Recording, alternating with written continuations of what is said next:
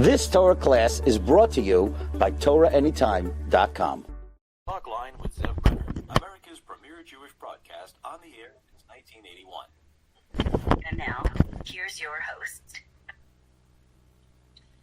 Welcome back to the program. I'm Zev Brenner. It's always a treat to have Rabbi Daniel J. Glatstein with us, prolific author, writer, Rabbi of Congregation Kehilas Mordechai in the Five Towns, New York, and his book dealing with this time of year is called The Light and the Splendor, the Radiance Inspiration of the Days of Triumph and Gratitude.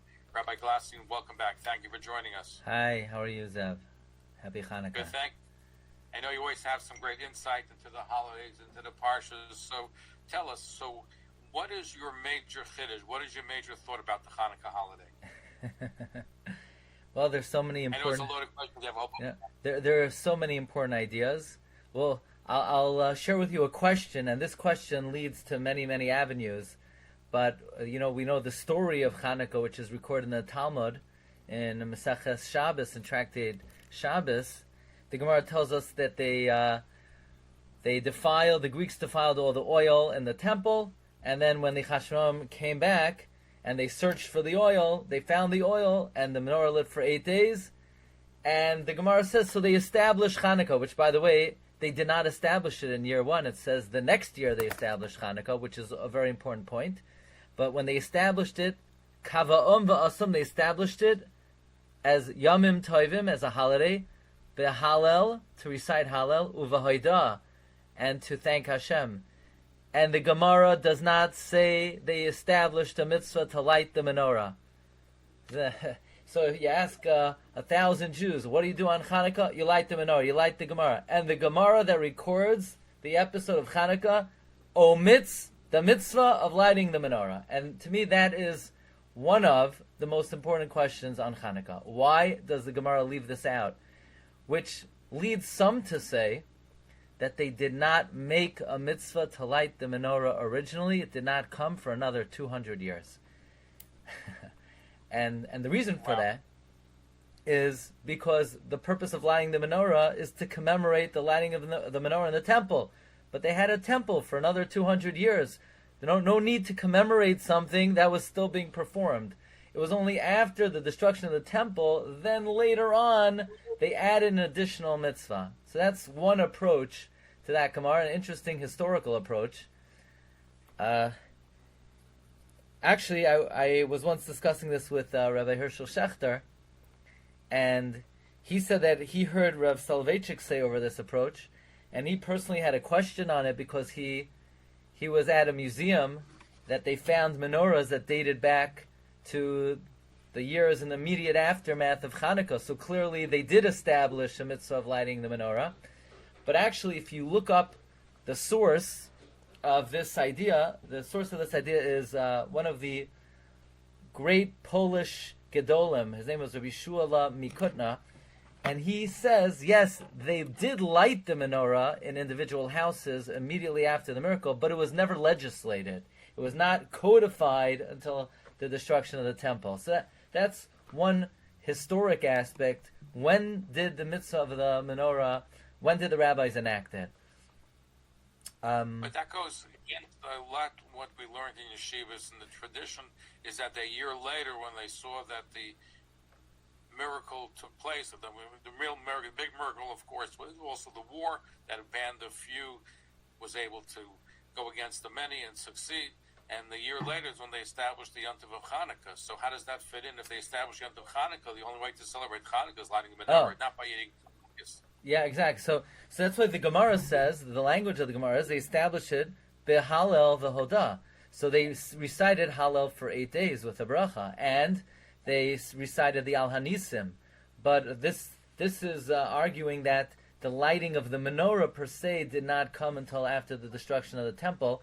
But actually, in a way, it's a very beautiful idea, because the purpose of lighting the menorah, it's just a continuation of the lighting of the menorah in the temple. So actually, that means that when we light our menorahs in our homes, we are performing the service of the temple, and we become a virtual high priest. We become a Kohen Gadol, and our houses are transformed into the Beis Hamikdash itself, because it's merely a continuity of the lighting of the menorah in the Beis Hamikdash. There's another approach. Yeah. Let's do the other approach. Yeah, there's another interesting approach, and this is brought by Reb Shlomo Zalman Auerbach, where he says that the Gemara does say that you need to light the menorah, but the Gemara doesn't say it with the words that you would have expected. The Gemara says they establish Chanukah, behalel, to recite Hallel, v'hoida, and to thank Hashem. What hoida, thanking Hashem, means, that refers to the mitzvah of lighting the menorah. The way with which we thank Hashem is by lighting the menorah. Lighting the menorah is an expression of gratitude. And based on that idea, that the word hoida, the word gratitude in the Gemara, refers to the lighting of the menorah, Rav Shlomo Zalman advances that if somebody lit the menorah, but he forgot to think that it's an expression of gratitude, Rav Shlomo Zalman questions whether one fulfills the mitzvah at all. And that would be different than any other mitzvah. Any other mitzvah, you do the mitzvah, and your thoughts are certainly enhance the performance of the mitzvah, but they are not critical to whether you actually fulfill the mitzvah. And Rav Shlomo Zalman suggests that since the Gemara refers to the lighting of the menorah with the word gratitude, if that gratitude is absent, then there's a question whether you actually fulfill the mitzvah. So this is just a simple analysis of the most important Gemara regarding the establishment of Chanukah completely omits a mitzvah to light the menorah. So I saw from the Siva Shalom, but maybe we'll give an answer. He says the essence of Chanukah is joy, simcha. Mm-hmm. And he says, proof is what did the Yavanim, what did the Greeks try to eradicate from the Jewish people? Shabbos, Milah, and Chodesh. Shabbos, the circumcision, and keeping the month. If you spell those letters, the first letter spells Shin Mem Ches is Sameach, happiness. So therefore, the essence of Chanukah is joy. So when the Gemara asks, my Chanukah, what is Chanukah? Not asking what is the holiday, what do we do for the holiday? He goes, what is the essence of the holiday? And oil is the essence of the holiday, because oil means joy. La Yehudim HaYisrael, to Jews there was light. So that is just a reflection of what the essence of the holiday is all about. If that's the case, maybe that's why they didn't stress the lighting of the menorah. They just spoke about the essence of oil, which is joy. Mm-hmm. Okay, that's a nice thought. Yeah.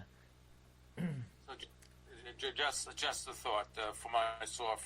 It's a beautiful thought because the word sameach and joy, and certainly Hanukkah is a very joyous time. Yes, absolutely. Yeah. Now, yeah. In your book, you also have lots of different ideas about Hanukkah. What intrigues me very, very much so is the fact that Hanukkah is different from a lot of holidays. The stress is on the house, not on the individual. So, therefore, maybe you can amplify that. With Purim, you need to have somebody qualified over Bar Mitzvah who can learn the Megillah, read the Megillah, in order to fulfill your obligation. But when it comes to Hanukkah, if somebody just lights a candle in your house, you've really done the basic part of the mitzvah, the commandment. Yeah, that's actually that discrepancy between Chanukah and Purim really brings out the fundamental difference between the way these mitzvahs were enacted. So the mitzvah of reading the Megillah devolves on the individual. Everybody has to execute that obligation, and therefore if you want to hear from someone else, that person must be fully obligated in the mitzvah to discharge your mitzvah, as opposed to the lighting the menorah, where the mitzvah, as you mentioned, is on the house. And that makes has many halachic ramifications. If somebody's a guest, where technically they would not have to light themselves, they could do what the Gemara says: you give a few cents, you give $1 to the homeowner, and you have a partnership in their lighting of the menorah. Because once the house has a menorah, so everybody fulfills the mitzvah. So it's a very different kind of mitzvah. The mitzvah was obligated on the house. And many years ago I heard from a great rabbi in England, Rabbi Isaac Bernstein, who he said over from one of the Roshei Yeshiva and Yeshiva Kol Torah, why is it fundamentally that the mitzvah of Chanukah is on the house as opposed to the individual? And he cited a source in Megillas Antiochus and in other ancient sources about the decrees of the Greeks, where one of the decrees was they decreed that no Jew can have a lock on their door. that they couldn't lock their doors. We're familiar. They wanted to abolish Milah and Shabbos and Chodesh, but this is, I think, a new idea that many are not familiar with. They wanted to, they forbid a Jew to have a lock on their door, and the explanation was any home that you can't lock the door, there's no privacy in the home. There's no dignity in the home. The home has no honor. Basically, it was an assault on the Jewish house. It was an assault on the bias. They wanted to destroy the sanctity of the Jewish home. Therefore, when the sages enacted the lighting of the menorah, they obligated the home in order to restore the sanctity, the dignity of the Jewish home. So therefore it's a Yom Tov that we have to celebrate the Kedusha of the Jewish home. I once heard, and I've seen this inside, the Chassam Sofer writes, and by the way, Rabbi Levi Yitzchak Barditchev also writes, we know the Talmud teaches us that when Mashiach comes, all the shuls, all the Batei Knesiyos will go to the land of Israel. They'll be adjunct to Eretz Yisrael, but there's an idea that the Jewish home will also go. The home where the Torah was observed, the mitzvahs were performed, the home also, the Jewish home has sanctity, just like a Beis HaKnesses. So that's one of the objectives of lighting the menorah, to restore the sanctity of the Jewish home. I love the idea, and that's why you have the menorah opposite the mezuzah. Yeah. Right about that. Yeah. Rabbi Daniel J. Glatstein is our guest, prolific writer. His fourth book is called The Light and the Splendor, the radiance, inspiration of the days of triumph and gratitude, of course, also dealing with Chanukah. What are some more inspirational thoughts that you're able to share with us? Well, thank you very much. One thought that I said over this past weekend, I had the zechut to speak in Shaarei Tzion, one of the largest Syrian Batei Knesiyos in America, and I said over an idea that I find very compelling and inspiring, where we have this discrepancy between the Gemara that talks about the miracle of the oil, and of course in the Al Hanisim, as you mentioned, we talk about the military victories. How do these two miracles coincide? Are they two separate miracles? Are they? How do we relate to the two of them? After all, the miracle of the oil wasn't really needed. It was not really necessary.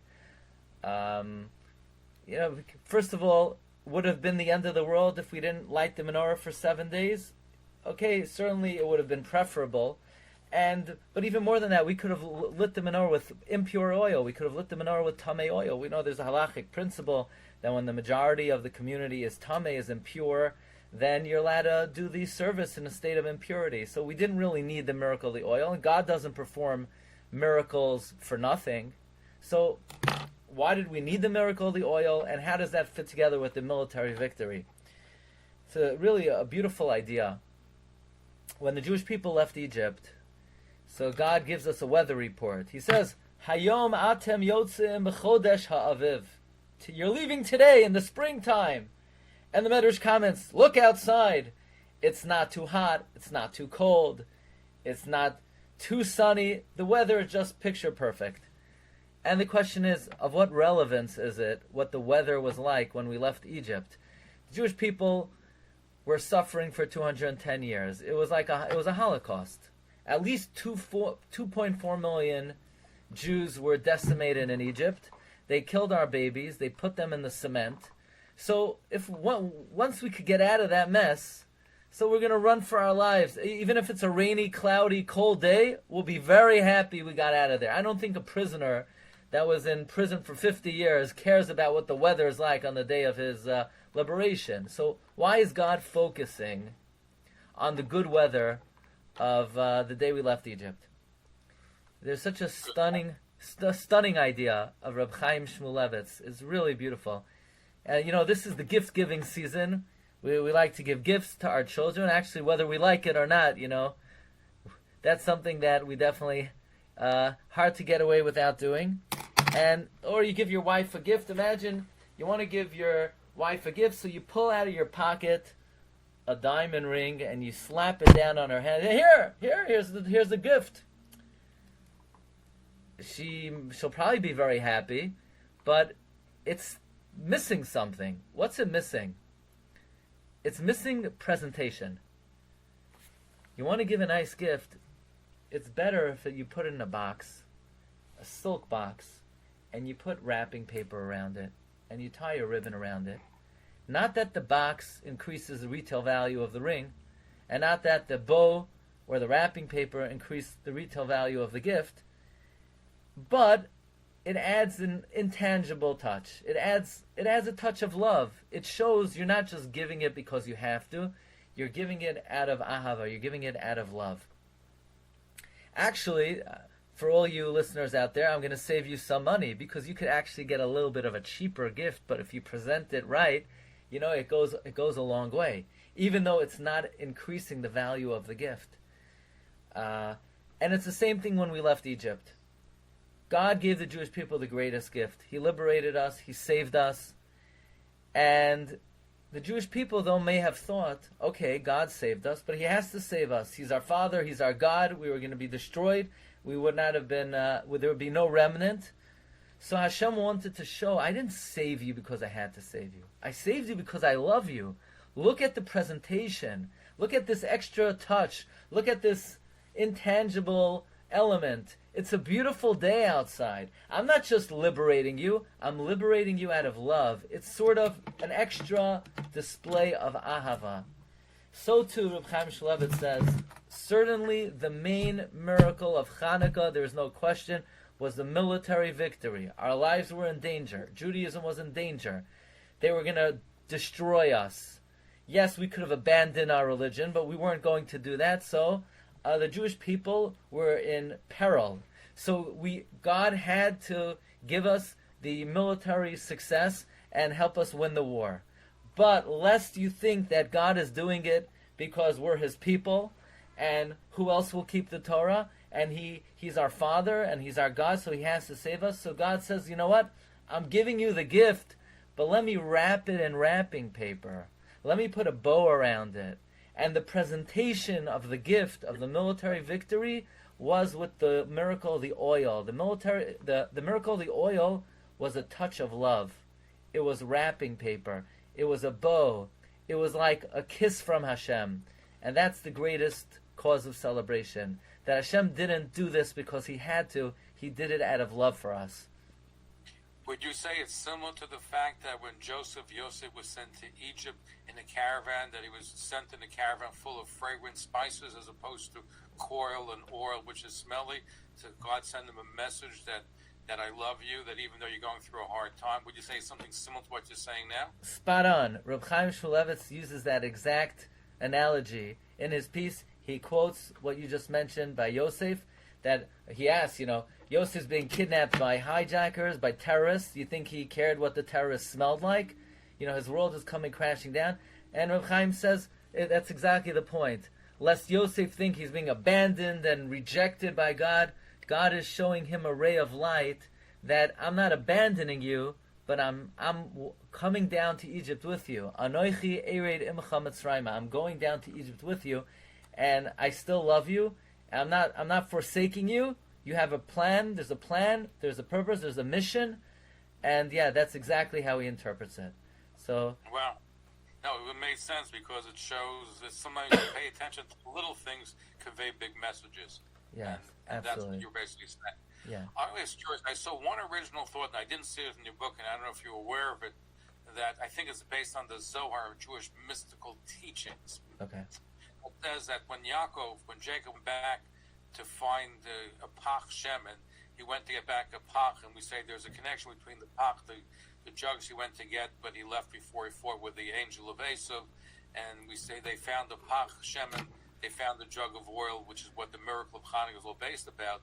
Based on the Zohar, they say that this oil was from Noah. Noah, when he got the olive branch from the dove, he planted it, because it came from Gan Eden, is when the branch came from. He planted it, and he made oil, and he passed it on to Shem, and he sent it, to his son, which was also known as Malki Tzedek, who's also known as the high priest, Melech Elyon.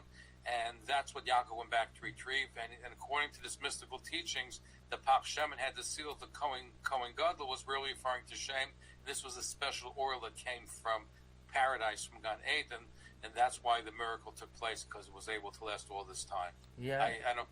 It's a beautiful thought that's based on mystical teachings. I was really intrigued by it, and I was wondering if you came across that and had any thoughts about that. Yeah, so that very good. That's attributed to a sefer called the Shach al HaTorah, which he was one of the students of the Arizal. It's interesting that we find many connections between Yaakov Avinu and Chanukah. Most notably, we have a tradition Yaakov Avinu passed on the 15th day of Tishrei, on Sukkot. And we're going to read in Parshas Vayechi, they embalmed him for 40 days, and then they cried for him an additional 30 days. And then that means that the 70 days of mourning for Yaakov were completed 70 days after Tesvav Tishrei. 70 days after Tesvav Tishrei is Chanukah. So Yaakov died on Sukkot, but his Avelos was over on Chanukah. And then they mourned him an additional 7 days, and then buried him, which means he was buried on the 8th day of Chanukah. So we find a very striking connection between Sukkot and Chanukah, and Yaakov's connection between the two of them. You know that in Parshas Emor, immediately after speaking about the Yom Tif of Sukkot, it says, V'yikchu elecha shemen zayezach. So we see this juxtaposition of Sukkot and Chanukah. Both of these are Yom Tovim of 8 days. Both we say a full Hallel, and we know the opinion of Beis Shammai is we light 8, 7, 6, 5, 4, corresponding to the animals that were sacrificed on Sukkot. So there's a very strong parallel between these two holidays, and Yaakov is the one who links them as he passes away on Sukkot, and he's buried on Chanukah. Wow, wonderful thought. Yeah. Before I let you go, the world asks lots of questions as why do we celebrate Hanukkah for 8 days? Because they found enough oil to last for one night, and there are probably over 100 different answers. But I did see a question raised, is why don't we celebrate 9 nights of Hanukkah? The opposite end of the spectrum, because in exile we have Svega Diyom, we're not sure when Yom Tov started. So I know that's a question that's been raised, and they give different answers. But according to the Minchas Chinuch, I saw something fascinating. He said in days gone by, they actually did celebrate 9 days and 9 nights of Hanukkah in far-flung communities. And he states when Mashiach comes, we'll have in certain far-flung communities, again, 9 days and 9 nights. Even though the chief rabbi of Haifa in the 1930s questioned they have radios for people to communicate. But I did notice that there was a thought that there were 9 days and 9 nights of Hanukkah. Yeah, I'll go with that, I can live with it. Yeah. That's the night of Latkes and Chanukah lighting. What can go bad? Exactly. Any final thoughts you want to share with our audience? Well, the Rambam tells us that the mitzvah of lighting the menorah is a very beloved mitzvah. And that's a description he doesn't use for any other mitzvah.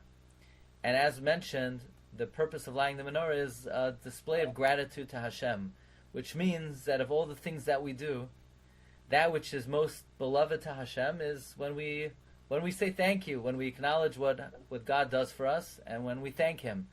So, with all of the different customs that are all very important, we have to keep our eye on the ball, and the most fundamental focus of Chanukah is to appreciate everything that Hashem does for us, because He restored all of our Torah and mitzvahs 2,000 years ago, but we're still going strong, and what a privilege it is for the Jewish people that we could continue to fulfill the mitzvahs of Hashem, and that Hashem gives us the recognition and understanding to appreciate what He does for us. So that certainly should be the focus of Chanukah. Rabbi Daniel J. Glatstein, thank you for being with us. His book is called The Light and the Splendor, and it deals with Chanukah primarily, but also deals with Tu B'Shvat as well. And what's your next book going to be about? We're working on a Haggadah now for Art Scroll, and we have a couple months to get it together. I think after Hanukkah, the Pesach season begins officially, right? That's right. But I have another book for you, Zev, on Sefer Shemos in Hebrew, and Be'ezus Hashem, we'll get that over to you.